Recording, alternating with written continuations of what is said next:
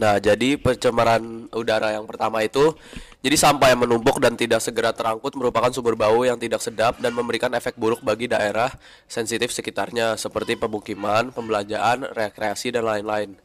Lalu juga pembakaran sampah yang banyak terjadi menimbulkan gangguan udara bagi lingkungan sekitarnya.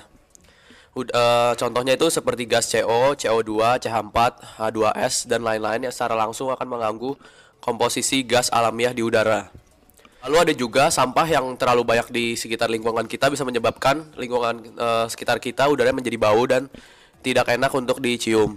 Selain itu, asap juga seringkali timbul di TPA akibat terbakarnya tumpukan sampah baik secara sengaja maupun tidak. Produksi gas metan yang cukup besar dan tumpukan sampah menyebabkan api sulit dipadamkan sehingga asap yang dihasilkan akan sangat mengganggu daerah sekitarnya. Dampak membuang sampah sembarangan yang kedua adalah pencemaran air. Jika kita membuang sampah sembarangan di sungai atau dimanapun, maka sampah yang non-organik akan tertimbun, lalu akan mencemari air. Dan makhluk hidup di air seperti ikan akan mati. Dan juga kalau misalnya air tercemar, maka air yang kita dapatkan juga tidak bersih. Dampak membuang sampah sembarangan yang ketiga adalah pencemaran tanah.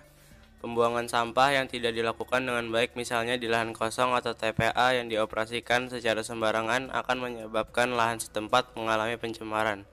Akibat tertumpuknya sampah organik dan mungkin juga mengandung bahan buangan berbahaya.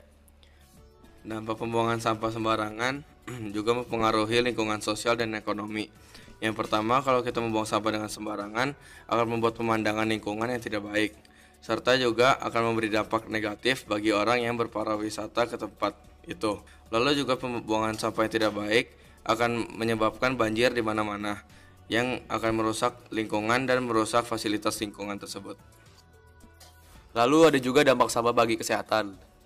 Jadi yang pertama itu kita bisa terkena penyakit diare, kolera, dan tifus yang menyebar dengan cepat karena virus yang berasal dari sampah dengan pengelolaan yang tidak tepat bercampur dengan air minum.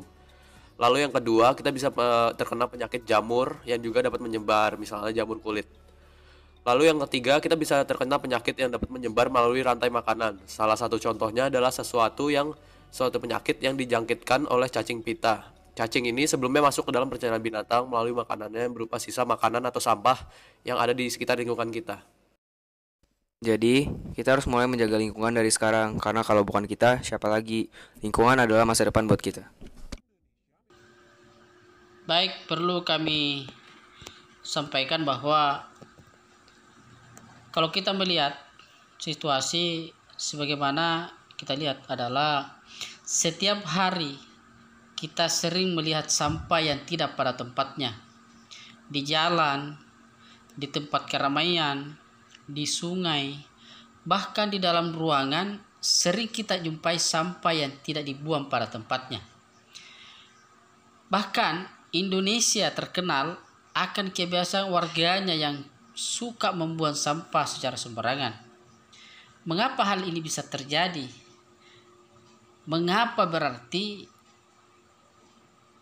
Maksud kami, mengapa berat sekali untuk membuang sampah pada tempatnya? Membuang sampah pada tempatnya sebenarnya adalah sesuatu yang mudah bagi setiap orang, tetapi kenyataannya masih banyak ditemukan sampah yang berserakan di sembarang tempat. Alternatifnya adalah perlu bimbingan kepada masyarakat.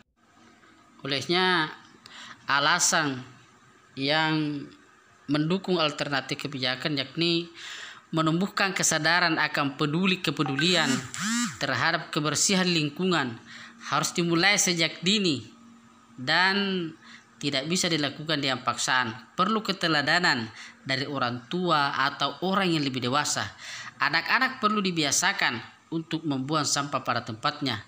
Dengan pembiasaan dan keteladanan, diharapkan anak akan terbiasa atau membudaya membuang sampah pada tempatnya tanpa diminta ataupun diperintah. Terciptanya budaya membuang sampah pada tempatnya tentu merupakan harapan dari semua pihak dan membawa dampak yang luas bagi masyarakat kita. Anak juga bisa dilatih untuk memanfaatkan sampah yang bisa diolah menjadi barang yang mempunyai nilai jual.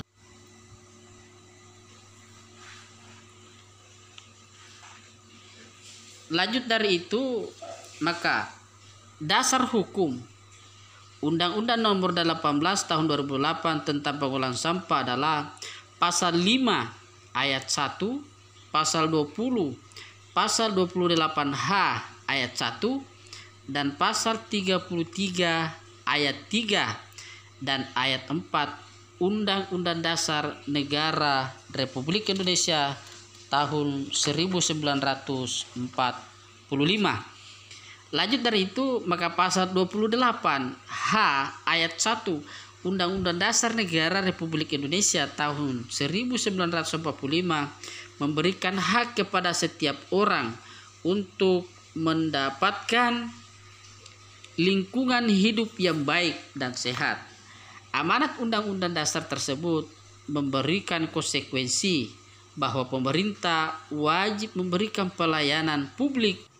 Kami lanjutkan, tugas pemerintah dan pemerintah daerah sebagaimana dimaksud dalam pasal 5 terdiri atas 1. Menumbuh kembangkan dan meningkatkan kesadaran masyarakat dalam pengelolaan sampah. Yang kedua, melakukan penelitian, pengembangan teknologi, penanganan sampah. Berikutnya adalah memfasilitasi, mengembangkan dan melaksanakan upaya pengurangan, penanganan dan pemanfaatan sampah. Selanjutnya melaksanakan pengelolaan sampah dan memfasilitasi penyediaan prasarana dan sarana pengelolaan sampah. Semoga bisa menjadi bahan pelajaran untuk dituntut kesadaran kita bagaimana bisa berbuat baik. Demikian kami dari Umar. Assalamualaikum warahmatullahi wabarakatuh.